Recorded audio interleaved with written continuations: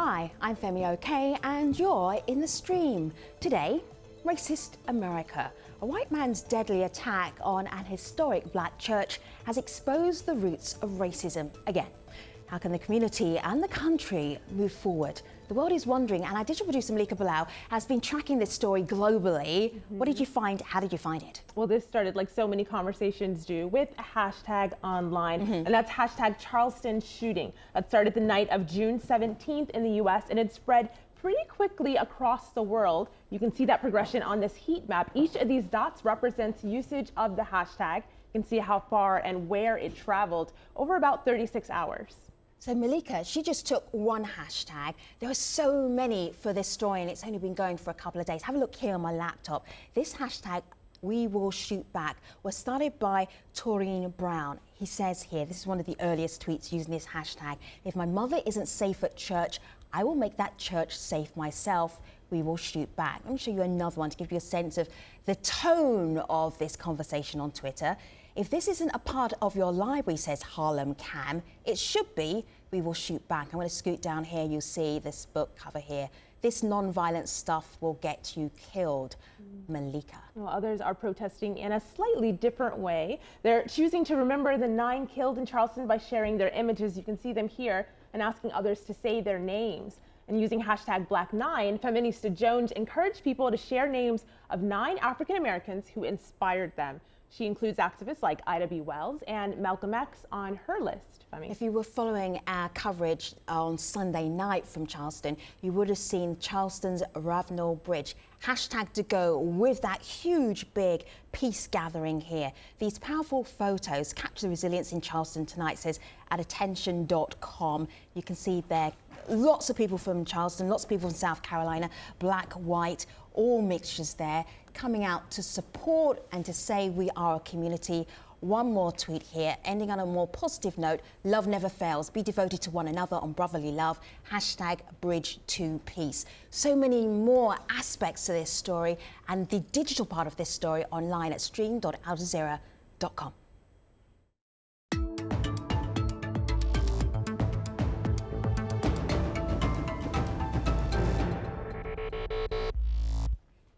Dylan Roof, the man who shot and killed 9 people, is just 21 years old, too young to know about segregation when US laws kept blacks separated from whites. Yet his target, the Emmanuel African Methodist Episcopal Church, and hate-filled writings echo a racist past. He attacked the church created by freed slaves more than 200 years ago to reject oppression and discrimination. The sanctuary has stood as a symbol of resistance in South Carolina. The state, once run on a slave economy, broke away from the United States in 1860 to defend its right to keep slaves. The Civil War and segregation are over, but the battle flag of Confederate troops still flies by South Carolina's State House grounds, a flag Dylan Roof posed with in photographs. All of this racist history appears to be thriving today. To help us talk about it in Charleston, South Carolina, Millicent Brown is an historian. As a child, she helped end segregation in Charleston schools. In Columbia, South Carolina, the state capital, Shayna Bethea is a journalist and lifelong Charleston resident. Also in Columbia, Yuzuri Boatwright, a student at the University of South Carolina and community activist.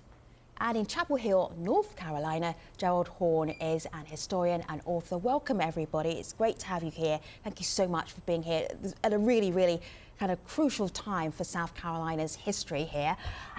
If I wanted to get a sense of everyday racism in South Carolina, Shayna, would you be able to give me examples?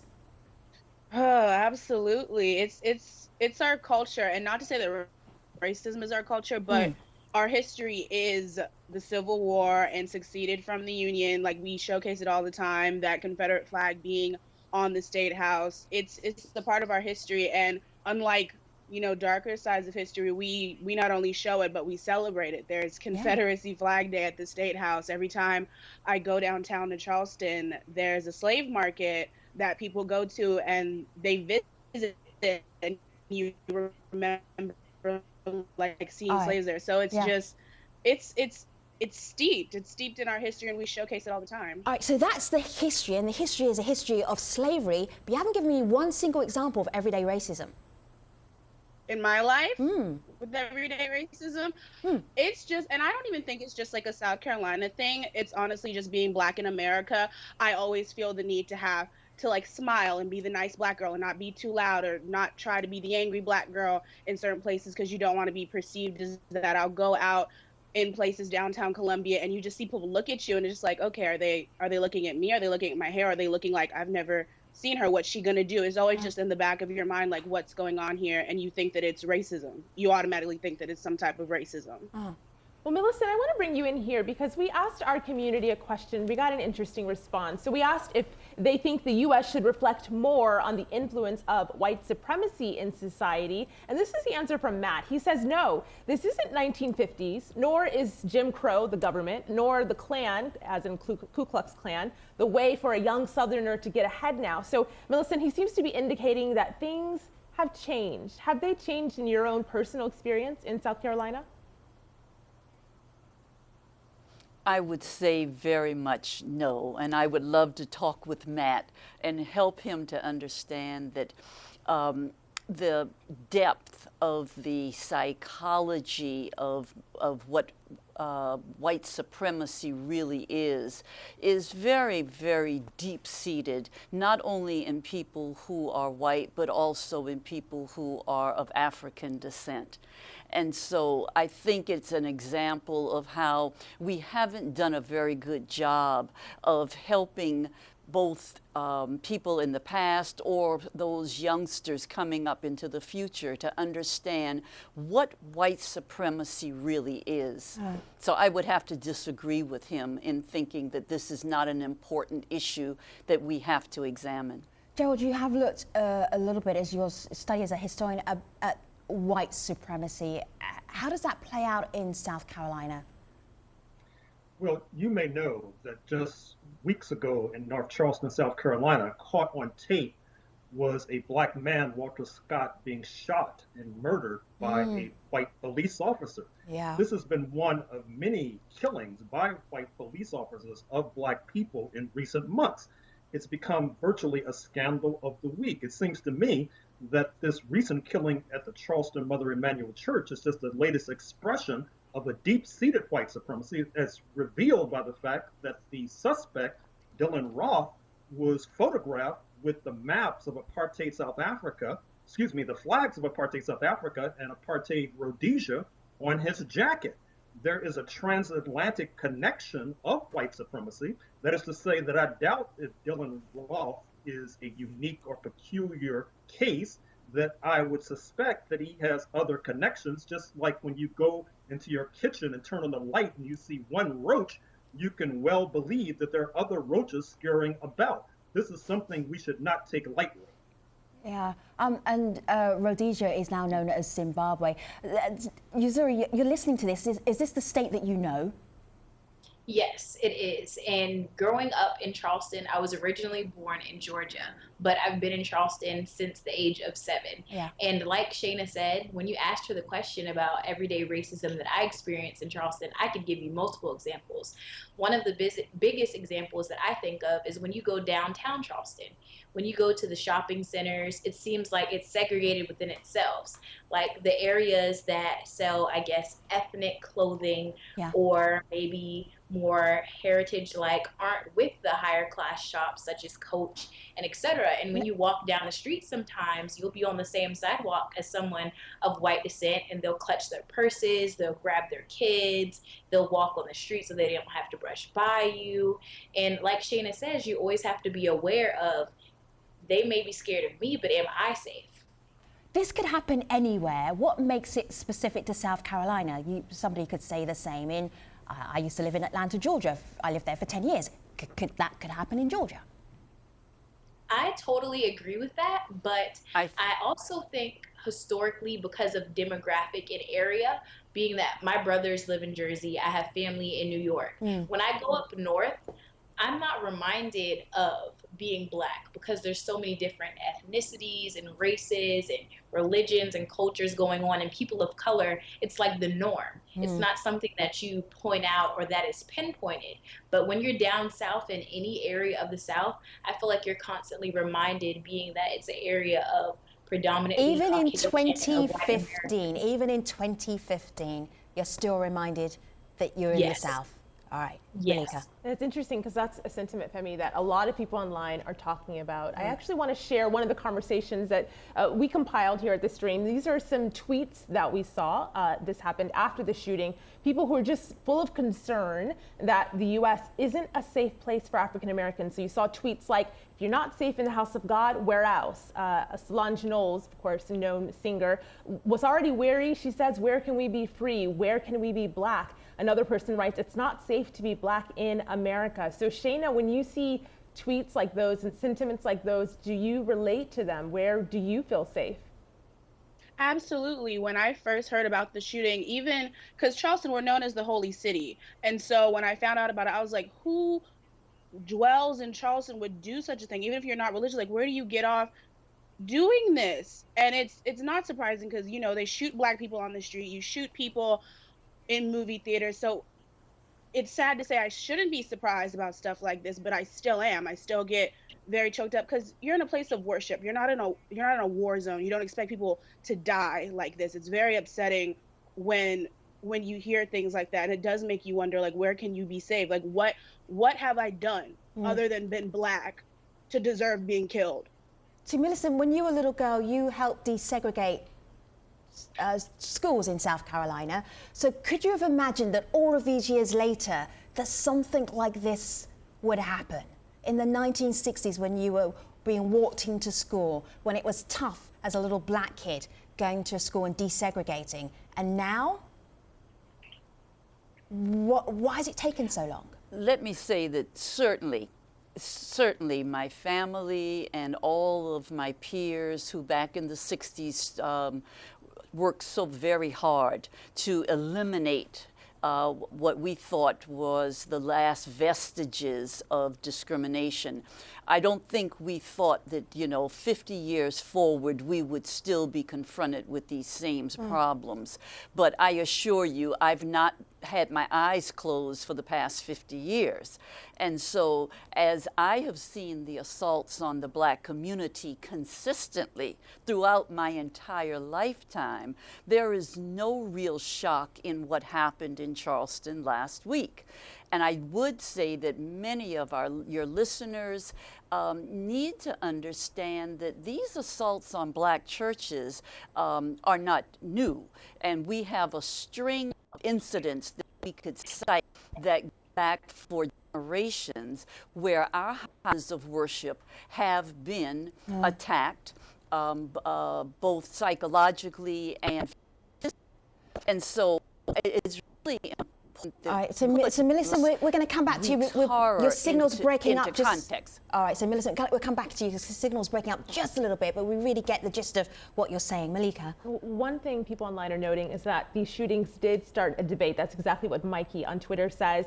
He says it's a debate about the lingering symbols of racism. Symbols are power, and to keep them is to give them power. And the symbol in particular we're talking about here, of course, is that flag. This is Kay, who says they still have the Confederate flag in state buildings, and the KKK have active chapters with no investigation stopping them. So, Geraldo, I want you to pick up on that. Of course, you're a historian and you study this basically. What symbol does that flag have to those who have to see it? It's a symbol of racism. It's a symbol of white supremacy. It's a symbol of the continuation of slavery. And you should know that this is not unique to Columbia, South Carolina. I'm speaking to you from a college town, Chapel Hill, North Carolina, where the centerpiece of the campus is a statue in honor of a soldier of the so-called Confederate States of America, which waged war in the United States of America in order to perpetuate slavery. And that statue is of this soldier with a rifle pointed towards the north as a kind of signal of intimidation to the north and to the rest of the United States that white supremacy reigns supreme. What's ironic about the United States is that those who consider themselves the major U.S. patriots, that is to say, whites in the South, are also those who support a so-called Confederate States of America that sought to overthrow the United States of America. The signal that they're sending is that protesting or even trying to overthrow the United States is okay, all good, as long as you're trying to move backwards. But if you're trying to move forward, that's a no-no. See, Uzuri, as we're doing this, having this conversation, I'm actually seeing news that there's a big press meeting about the possibility of what will happen to the Confederate flag, where it's flying at the state capitol right now. What do you think should happen to the flag? I honestly feel like the flag should be taken down. Yeah. Yesterday, I saw that there was people outside of the State House protesting and kind of there professing how they wanted the flag down. And honestly, growing up in the South and seeing the flag through history and doing my knowledge as an African American and taking African American studies classes here at USC, I've learned that it is a symbol of white supremacy, and it is something that white supremacists hold near and dear, and those are some of the few people that don't want it taken down. I feel like it should be taken down, because if we seceded and we decided that we weren't going to have slavery, why keep the symbol flying high? And why is the flag of the Confederacy flying higher than the United States flag and the state flag at the State House? What's the symbol that we're trying to send and the message that we're trying to give citizens of South Carolina? See, Shayna, I see you nodding there. Is it literally a black and white issue? So are there any black people who think the Confederate flag should still be flown? Or is it just all white people who want the flag to be flown, who still say, yeah, it should be up there? Joel's laughing at me. I can see him at the corner of my eye. He's chuckling. There were white people that were at the rally that wanted the flag taken down, and there's, I'm sure, some black people. Shayna, just to correct me, to be absolutely correct here, I don't mean all white people and all black people, but are there any does it split as a black and white issue? I think it somewhat does, but when you look at everyone, it's not like every white person is like, I want to keep the flag, and every black person's like, I want it taken down. Yeah. People have sense, and so those that have sense want it taken down, and those that don't want to keep it and claim that it's heritage. It's that simple. Go ahead, Gerald. But at the same time, 80 to 90% of the whites in South Carolina vote for one party, the conservative Republican Party, and 80 to 90% of black people vote for another party, the Democratic Party.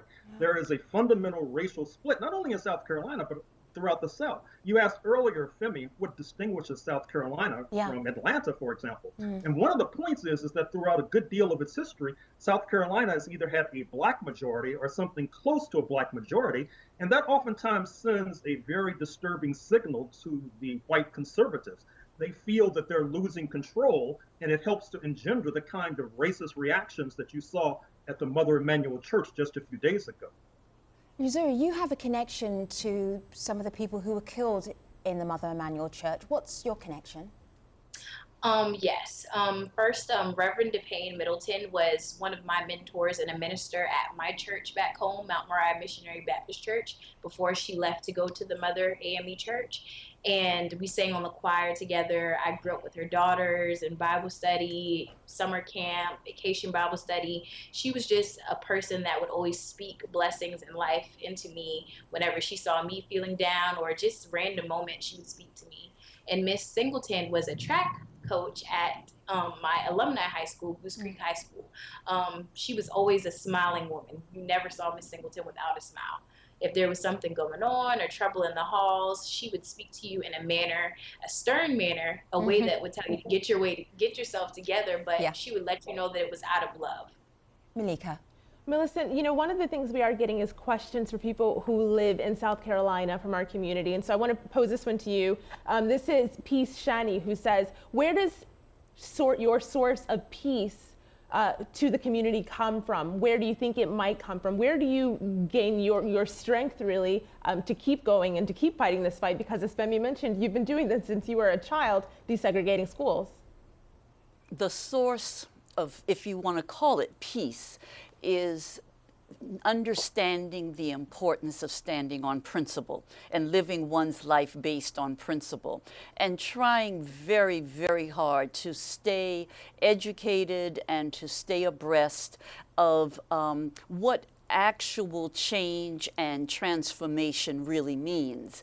I think that while we want to talk about the symbols of the bridge walk last night, people coming to pray and mourn this horrendous incident, I think we must remember that we've got to talk about what makes for economic, social transformation in society, certainly not just in Charleston or South Carolina or even in the United States. There are many countries around the world that are battling with these issues. You can have a regime change, but that does not mean that the well-being of citizens has necessarily been improved. Yeah. And so what is it that keeps people fighting? It's the idea that we don't have it right. When you ask the question about the significance of the flag, I would add also that it's also a sign of the numbing. Because while there are blacks who would tell you, yes, bring the flag down, I think there are many black South Carolinians who have just become numb and say, oh, that's just the way it is. That's the way society is. Millicent, those white do people aren't prefer to just leave anything. South Carolina rather than just handle the level of racism that they have to cope with? Is the option just to get out of the state? I don't think that in any way can be an option, although it is one that has been taken when we talk about the migration patterns that go back for over 100 years, actually even from the close of the Civil War. You have found that there are many, many people who have chosen not to put up with the outrageous abuses, and so they left. And that's been documented many times over. That is why so many of the northern cities became the place of sanctuary. So Millicent, to go back to that question that was posed to you, the question was posed to you, and I think that question came from our online community because they were kind of amazed when they saw things like this. This is a bond court hearing for Dylann Roof. It was held via video conference. Listen to what one of the victims' families had to say. I would never talk to her ever again. I would never be able to hold her again. But I forgive you. So, Malika, what else do you want to Well, there are take other questions that people are asking people who live in South Carolina. This is from Jessica. She says, what kinds of long-term changes would you like? And we only have about a minute, Yuzuri, so I'll pose this to you and you can give me one long-term change. I know that's a big ask, but one change that you'd like to see implemented. I would like to see uniformity in the school systems from an early age about racism. It's a time for us to stop making racism a taboo topic in schools so kids can know from an early age what white supremacy is, what slavery is, not just touching on the basis of, oh, it happened, but giving a uniformity of how things came about, how laws were made, who they were made for, the changes, so they can have a clear-cut understanding of what this country is based upon. As we were starting this show, there was news about the Confederate flag. Like, you can't just take the flag down. It actually has to be decided legally. Have a look here on my laptop. There's a petition here, moveon.org, and the petition here is for removing the Confederate flag from all government places. It could be that this particular horrendous tragedy that happened at Emanuel AME, maybe that might be the thing that brings down the Confederate flag in South Carolina.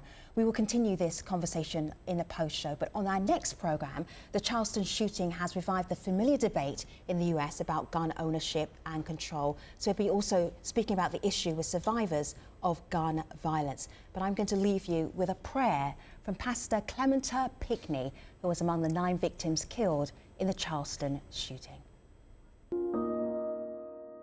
Would it be appropriate if I asked if we could bow our heads for a word of prayer in the sanctuary? God, we welcome and invite you into this place, your house. We thank you for the spirit that dwells here, but we also thank you, God, for all persons who come, seeking to expand their horizons and seeking to learn more about what our country is made of and what makes us who we are as a people and as a country. We pray that our time here spent today will be seen as an act of love, as well as an act of righteous indignation in the face of injustices. pray that all persons here today may feel your presence and be drawn closer to you. Hello, we're back with the Streams Online pre-show. We're talking about life after the Charleston shooting.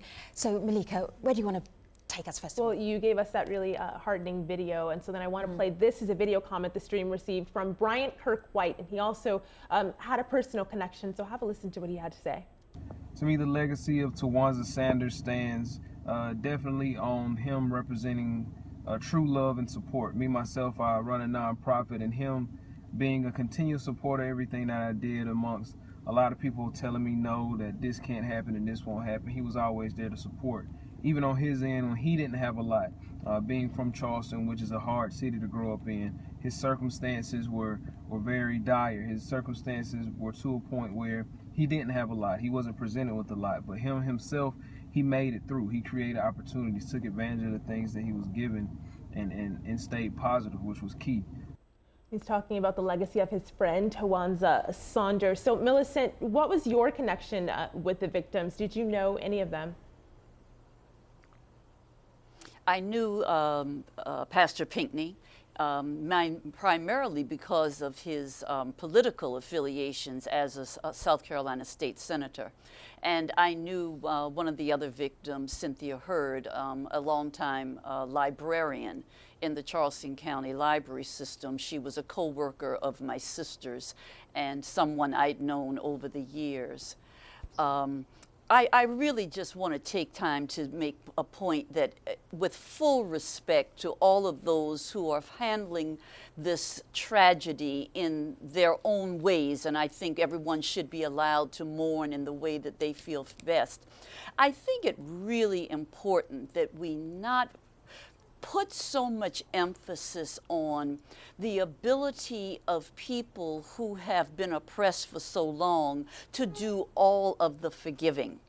I think that what we have to begin to ask much more blatantly is, what are the causations for these continued kinds of assaults, not just physical assaults, but political assaults, economic assaults. We have never dealt with the issue of reparations in this country. We still have land that is being taken from black residents of Charleston County that is now being used up by the developers who are building their high-price hotels and housing developments.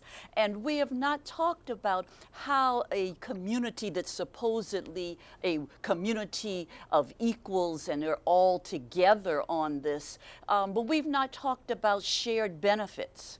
And until we understand that the conditioning of being black in this country has a lot to do with the inability to share resources. And that is a part of Charleston's history that all the amount of singing and praying together is not going to fix. See, Millicent, this is a really, really interesting point that you bring up, because the forgiveness came from the victims' families almost immediately. I was really shocked that there weren't people taken to the street, and this was not Baltimore, this wasn't Ferguson. This was an amazing way that the families' victims led the tone of how people should react to it. It's like, oh, if they're doing this, well, I can't be rioting in the street. That was the feeling that I got from it. So why is it that people in South Carolina had that approach? They were saying, we forgive you. They were saying, let's get together as a community. I think that forgiveness, again, is a very personal thing, and I don't want to in any way disrespect or disregard whatever it is that the family members are going through. I'm taking a step back as someone who not only has been raised in this community, but has studied this community as a historian who has taught about the South. And that is to say, there is such a thing as a kind of a beat-down mentality. It is a mentality born out of white supremacy that does not allow people the right to be angry. I have been over the years in many situations, public forums, meetings with city council, the school board. I'm involved intimately, as are many of my colleagues, in these kinds of discussions where we step up as citizens and say we want to demand things. But we are often so you're keeping the energy of the community up because we won't have any of that anger. We can't have it in anger. We may talk to you or we may give concessions, but you have to only be this compliant kind of black person. And that is something that has to be addressed, that, you know, to that's a whole, I mean, Millicent, this is really interesting. Millicent, this is really interesting. That's an entire mindset change. How people think in South Carolina, how people think in America, right? So I'm going to move on a little bit because other people want to talk to you, because that conversation is too big for this show. But I love the fact that you brought it up, because it really kind of pokes people. It takes them beyond what happened on one day. Malika. Well, we're broadening this out to our community, but that is exactly what they want to talk about, Gerald. And I saw you nodding, so I want to pose this to you. This is on Facebook, and Corey agrees. He says, heal, leave that wound open, and never forget. On Twitter, Hero Funchi says, let justice take its course. Forgiveness can come later. So, Gerald, your thoughts? Well, I agree that forgiveness is a personal question, but I think that the media has overemphasized and overstressed that episode. There's a lot of righteous anger because of what happened, and justifiably and understandably. It's very striking that black people are supposed to keep their passions intact and under a cap. That's one of the reasons why Barack Obama was elected, because he was not seen as an angry black man. And that should tell you something, which is that there's a lot of anger out here that society does not want to deal with. I should also say that historians have done a disservice as well. Historians oftentimes focus on and stress, understandably, those who oppose slavery, those who oppose Jim Crow and white supremacy. But they oftentimes leave the misimpression that that was the majority of white folk. And that is not accurate. That is a falsification, and it's misleading. I should also say that the United States, unlike South Africa, has never undergone a Truth and Reconciliation Commission. You may recall that just weeks ago, Canada had a Truth and Reconciliation Commission with regard to what happened to the indigenous population of Canada. The United States has gone from slavery to Jim Crow to what we have today, with never any official body investigating and interrogating what came before, so we can ascertain what are the lingering conditions that lead to the terrible health outcomes our community faces. What are the lingering conditions that lead to our people being disproportionately represented on death row and in prisons? Why is it that black preschoolers are suspended at a higher rate than non-black preschoolers? Never a mumbling word from official bodies about this question. Wow. Okay. All right. Zuri and so Shana.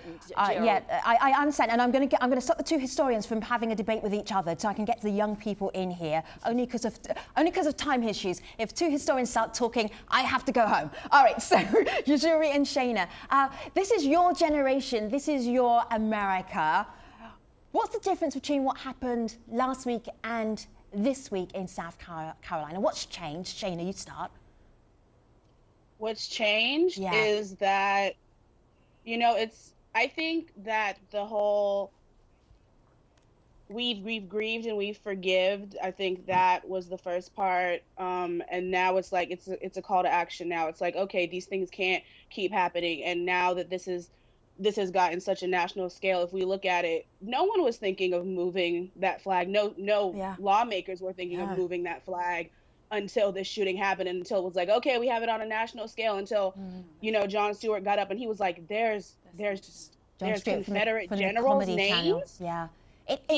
There's a Confederate flag here. And so it wasn't until then that people that people were starting to think like, oh, let's move it. Like these lawmakers are now, Lindsey Graham, he's like, we got to take this flag down, when just last week he said that it was a part of our heritage. And Lindsey Graham is a senator for South Carolina, and he's done a sort of 360. He's like, yes, this is part of us, and this is part of the South Carolina. Yes, it needs to come down. I'm watching out of the corner of my eye a bit of this press conference with your governor, I do Nikki have Haley. to step in because yeah, Millicent. Yes, go ahead. I'm sorry, but I really do have to step in and just offer a certain correction to what was just said. You have to understand that several years ago, the NAACP at the national level supported the state NAACP in calling for the flag to come down. And as a result of the recalcitrance Millicent, of the hold tight for a moment. I just want to listen to Nikki Haley. This is Governor Nikki Haley. Millicent, take a breath. This is important. This possibly could be more history. This is Nikki Haley, Governor of South Carolina. When we dealt with the betrayal of one of our own in the tragic shooting of Walter Scott. South Carolina did not respond with rioting and violence like other places have. We responded by talking to each other, by putting ourselves in other people's shoes, and by finding common ground in the name of moving our state forward. The result? Both Republicans and Democrats, black and white, came together and passed the first body camera bill in the country. And I stand in front of you, a minority female governor, twice elected by the people of South Carolina. Behind me stands my friend, Senator Tim Scott, elected by those same people as one of just 2 African-American members of the United States Senate. 5 years ago, it was said in the last 50 years, South Carolina is the state that has changed the most for the better. That was true when I quoted it at my first inauguration in 2011. It's even more true today. We have changed through the times, and we'll continue to do so.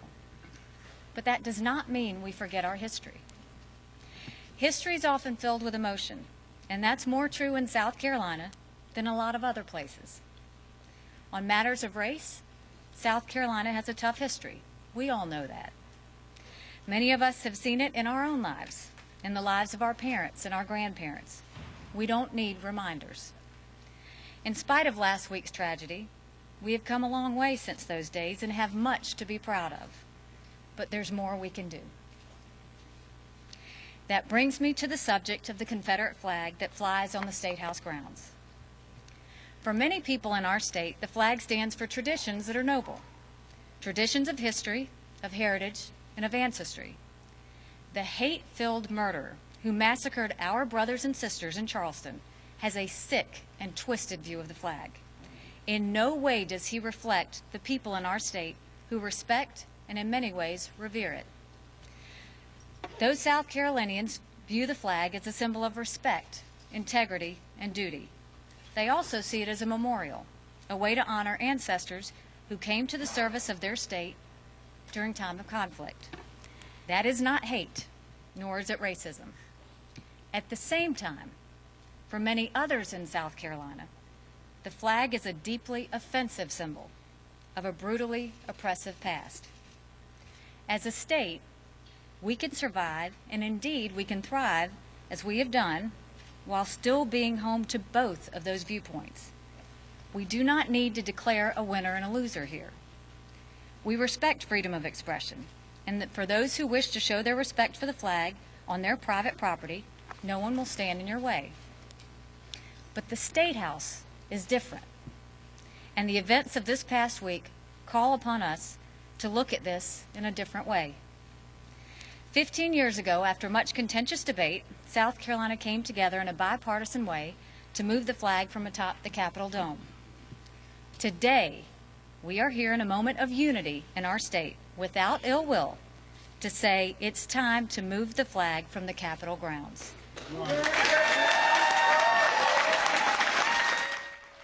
All right, so that's Governor Nikki Haley, Governor of South Carolina. That is what we were all wondering was going to happen. So, Shayna, Gerald, Yuzuri, and Millicent, I think this is a good time to wrap up this conversation. I'm sure you have many conversations to have off the back of this. But what an interesting way, I'm saying interesting way, to end this particular conversation. Malika, how's our online community reacting? I'll leave us just with this thought from Lexi, who says, why did it take 9 murdered to warrant discussion on the flag's home at the Capitol? One more thing I have to do, because we're seeing all the faces of our guests. So we've got Shana and Geraldo and Yuzuri and Millicent, and they're looking impressed by this change in South Carolina history. There's something that struck me as I was watching the unfolding of this story, and I said I would play you a little bit of the bond hearing, what one of the victims' families said, and I want to leave you with that, and then I'm just going to wrap up the show.